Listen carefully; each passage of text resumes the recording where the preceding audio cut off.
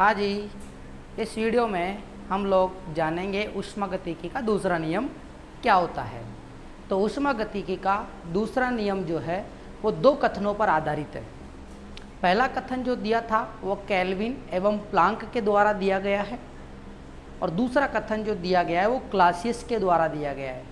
Kelvin आप जानते होंगे, केल्विन जो तापमान होता है उसका ऐसा यूनिट केल्विन होता है, तो एक साइंटिस्ट है। प्लांक भी एक साइंटिस्ट है जिसने प्लांक नियतांक के बारे में बताया है।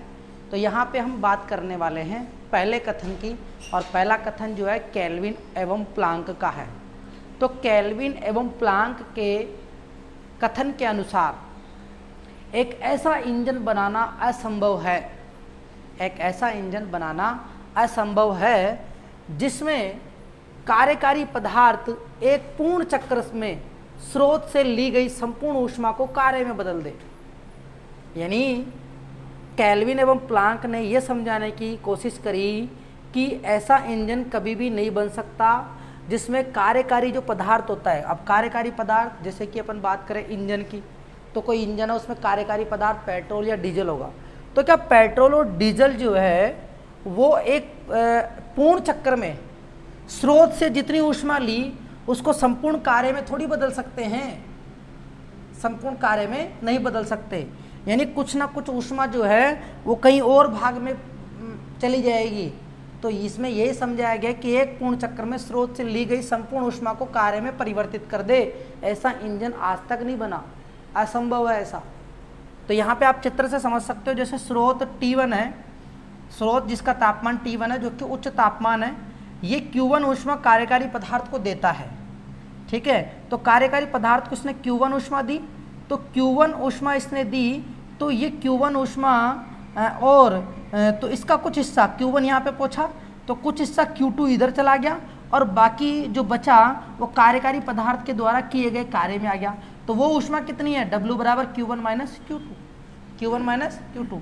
यानी W बराबर Q1 कभी नहीं हो सकता, W बराबर Q1 कभी नहीं हो सकता। तो सिंक को दे दी, तो ये वाली प्रक्रिया तो संभव है। लेकिन अगर W बराबर Q1 अगर ऐसा हो जाए और Q2 का मान 0 हो जाए, यानी जो स्रोत से कार्यकारी पदार्थ को जो ऊष्मा दी गई वो कार्यकारी पदार्थ को जो ऊष्मा दी गई वो संपूर्ण कार्य में बदल गई, तो ऐसा असंभव है। तो ये प्रक्रिया क्या है, असंभव है। ये केल्विन और प्लांक ने बताया है। इसके अलावा क्लासियस का कथन क्या कहता है, तो क्लासियस के कथन के अनुसार जो कार्यकारी पदार्थ होता है, जैसे ये कार्यकारी पदार्थ है, कार्यकारी पदार्थ द्वारा निम्न ताप वाली वस्तु से उच्च ताप वाली वस्तु की ओर ऊष्मा का स्थानांतरण संभव है। क्लासियस का कथन ये कहता है, वैसे ऊष्मा का स्थानांतरण जो होता है वो हमेशा उच्च तापमान से निम्न तापमान की ओर होता है, लेकिन क्लासियस का कथन ये कह रहा है कि कार्यकारी पदार्थ के द्वारा निम्न ताप, क्योंकि सिंक जो होता है वो निम्न ताप वाला होता है, तो निम्न ताप वाली वस्तु से उच्च ताप वाली वस्तु की ओर ऊष्मा का स्थानांतरण संभव है। शर्त है इसकी, कब संभव है, जब कार्यकारी पदार्थ पर कोई बाह्य कार्य किया जाए, जब कार्यकारी पदार्थ पर कोई बाह्य कार्य किया जाए। यानी जैसे अपन बात करते हैं रेफ्रिजरेटर की, प्रशीतक जो है वो इसी पर आधारित है, क्लासियस के कथन पर ही आधारित है। प्रशीतक यानी रेफ्रिजरेटर, उसमें क्या होता है कि निम्न ताप वाली वस्तु से उच्च ताप वाली वस्तु की ओर ऊष्मा का स्थानांतरण होता है। तो ये जो है ये तभी संभव है जब कार्यकारी पदार्थ पर कोई बाह्य कार्य किया जाए। अगर दूसरे में बताया कि ये प्रक्रिया असंभव है, कब, जब कार्यकारी पदार्थ पर अगर कोई कार्य नहीं हो रहा हो, तो ये जो क्लासियस का कथन है वो फेल हो जाता है। तो कार्यकारी पदार्थ पर अगर कोई कार्य होगा तभी निम्न ताप वाली वस्तु से उच्च ताप वाली वस्तु की ओर ऊष्मा का स्थानांतरण हो सकता है।